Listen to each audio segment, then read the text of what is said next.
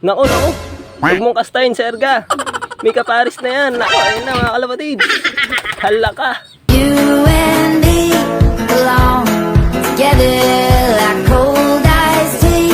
Yon, welcome back again mga kalapatids. Bali ngayong araw nga pala ay may papasilip po ko sa inyo na bagong breeder natin. Dito mismo sa ating flyer slope mga kalapatids. Bali sinama ko na nga sila rito sa mga ibon natin. Gawa nang wala tayong breeder cage o mga breeder section. Kaya ngayong araw papasilip ko sa inyo yung galing na ibon kay Boss Ivan. Dahil yung ibon na to mga kalapatids sa isang buwan yata rito sa atin at di ko pa nga napapasilip sa inyo. Gawa nang busy tayo na gumagawa tayo ng dream loft natin. Nandun mga kalapatids yung dream loft natin sa bandang labas mga kalapatids. Kaya ngayong araw hindi mo natin papakita sa inyo yun. So suod na lang natin ipapasilip kung ano nga bang progress ng ating dream loft mga kalapatids. Kaya pansamantala papasilip ko muna sa inyo yung galing na ibon kay Sir Ivan. Pero bago yun mga kalapatids, papasilip ko muna pala sa inyo yung mga bago ating young bird dito sa ating old flyer slope. Ito mga tropa, umpisa agad. Ito, anak ng ating goke. Cross. Ayan o. Tingnan nyo naman no. Florison, mga kalapatids o. Yan, halos lahin ng ibon ni Boss Reggie at saka ni Sir James Bondok, mga kalapatids. Ito pa o. Yung maingay na nagsusubo. Ayan, mga tropa. Bali inbreed na yan, kaya ganyan kung mapapansin nyo, medyo maliit lang yung ibon natin kasi inbreed na mga kalapatids yan. Kaya sa mga nag-i-inbreed dyan, huwag kayo magtaka kung pag may liit lang yung mga painakay nyo. Ito, gaya na to mga kalapatids. So. Ayan. Dahil ito, maliit lang to, gawa ng magkapatid yung magulang na to. Yung sota natin. Ayan, mga kalapatids. So, grabe, napakatapang niya. At dito, may mga bago tayong walay na YB. Ayan, mga kalapatids. So. Yung grisel natin. Grabe, hirap ng ibon natin. Ito, anak naman to ng... Ayan, huwag ka dyan. Ayan, grabe, nagkakagulo ibon natin mga kalapatids. Ito, bali anak ng Taiwan natin. Ayan. Ayan, mga kalapatids, yung tatay niya. Ayan. Ayan, nagsusubo na yan mga kalapatids. Kahit ganyang edad, kayang-kaya pang subuan ng mga breeder natin yan. Pero ang ginagawa ko, ibinababa ko na nga nang di ganong malaspag yung mga breeder natin sa kakasubo sa kanila. At dito na nga tayo sa mga YB pa natin dito sa baba, mga kalapatids. Ay, may nagitlog tayong ibon dito. Ayun o, ngayon ko lang napansin mga kalapatids, nagitlog pala. Oh.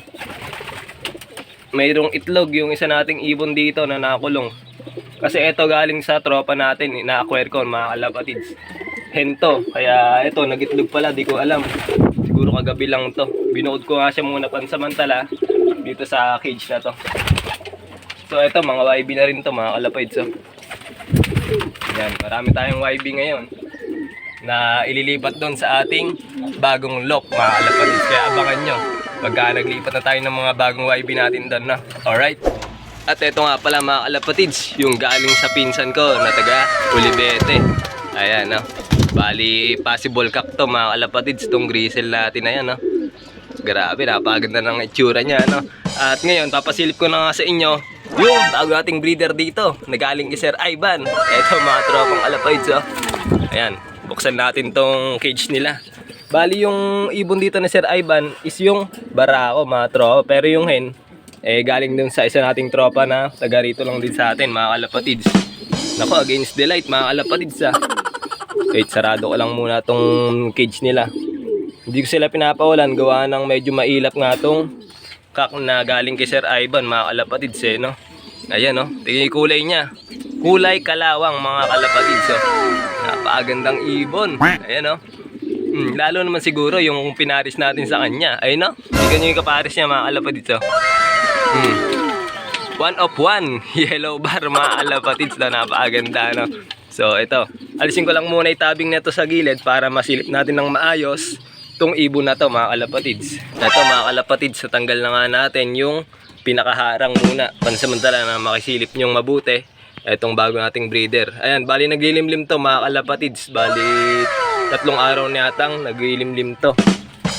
Ayan, medyo mailap lang talaga to mga tropa no? Ayan yung ibon na yan. Bali galing nga to kay Sir Ivan Herrera, itong ating stock na pula. Tapos yun, galing kay Unyor. So, tropa rin natin na taga rito. Ayun, napakaganda talaga ng kulay na to, mga kalapatids, no?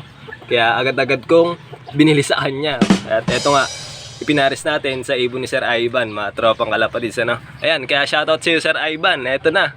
Meron na nga palang kapares, si Choco mo. Ayan, no? Alright, mga tropang kalapatids, no? Napakagandang ibon yan. Kaya abangan natin yung kakalabasan ng magiging inakay nila. Kaya kunin ko lang muna ng makilatis natin na mabuti itong dalawang ibon na to. At eto na nga mga kalapatids, yung ibon na galing kay Sir Ivan. Ayan. Bali, eto yung big cock.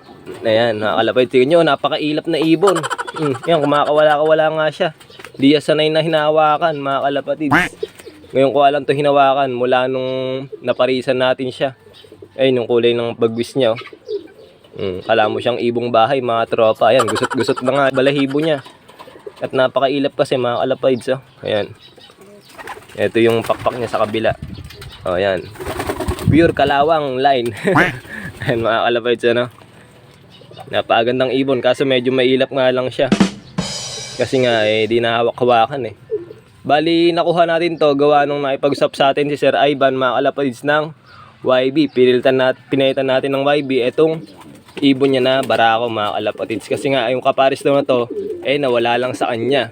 Kaya napag-isipan niya na ipait na lang sa atin at tayo nila yung magtuloy ng lahi ng ibon na to, mga kalapatids, ano. Yan, tingin niya ay sign niya, Yan, mga kalapatids, Napakailap lang kasi nga hindi nahawak-hawakan. Tsaka medyo pumayat siya, mga kalapatids, Yan, iibon natin na to. Ayan. Ito, mas kita nyo dito yung kulay niya, mga kalapatids, ano. Kasi nga kayo na against the light. Ayan, medyo lugon pa nga tong ibon natin na to. Ayan, yung pinakapakpak niya. Napakailap lang talaga, mga kalapatids. Halos ayaw magpahawak sa akin.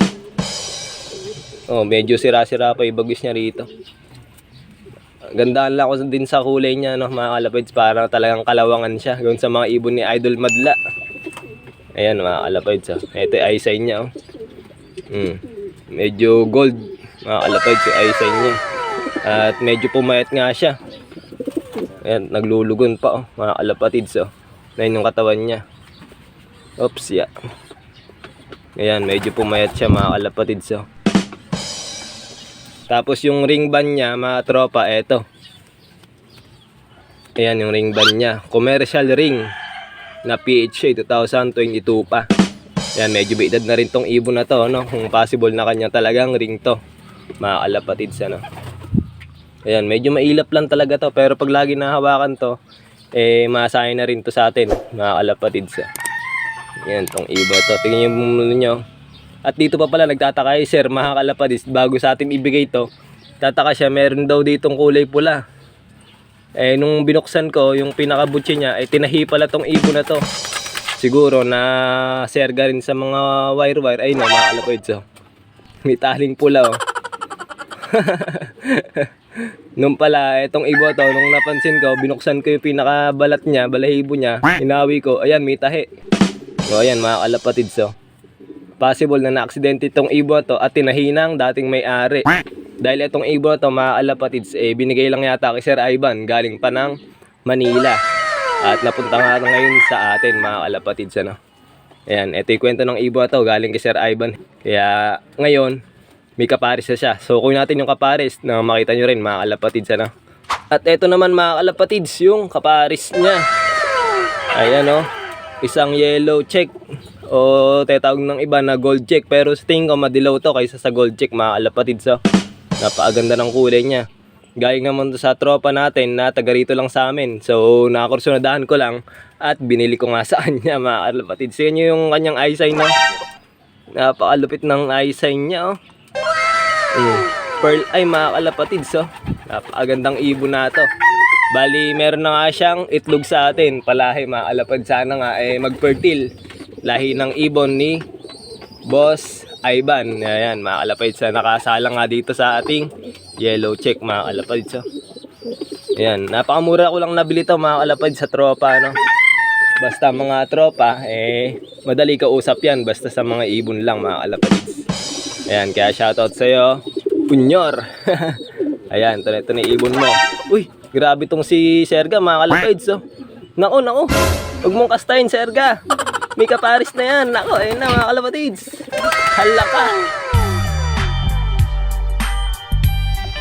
Ayan. Bakit? Paano ka, Serga?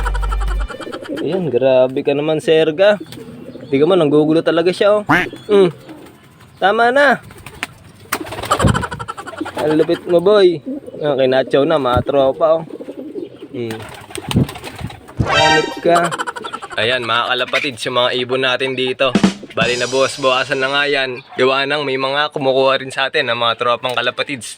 Lalo sa gawing Lusok, Bungabon. Ayan, shoutout sa mga kalapatids natin dyan na mga taga-Lusok. Ayan, salamat sa pag-acquire nyo at pag-suporta sa ating YouTube channel, mga kalapatids. At eto na nga yung ating bagong breeder na pinasilip ko sa inyo. Kaya abangan na lang natin, mga tropa, kung ano nga bang kakalabasan ng bago ating breeder na to, mga kalapatids. Ano? Isang chocobar at isang yellow bar, mga kalapatids. Ano? Ayan, kulay kalawang nga itong ating isang barako dito, mga tropa. Kaya yun na lang muna.